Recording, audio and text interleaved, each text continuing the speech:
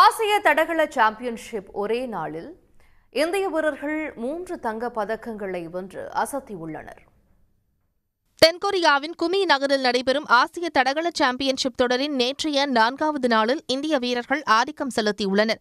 அதன்படி ஆடவருக்கான 5000 மீட்டர் ஓட்டப்பந்தயத்தில் இந்தியாவின் குல்வீர் சிங் 13.24 நிமிடத்தில் இலக்கை எட்டி தங்கம் வென்று சாதனை படைத்துள்ளார்.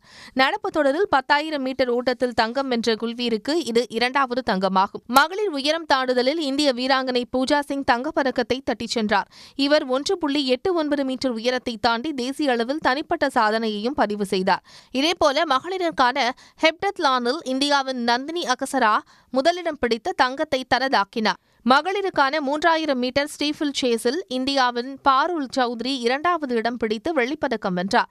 இதன் மூலம் பதக்கப்பட்டியலில் இந்தியா 8 தங்கம் 7 வெள்ளி உட்பட மொத்தம் 18 பதக்கங்களுடன் 2வது இடத்தில் உள்ளது.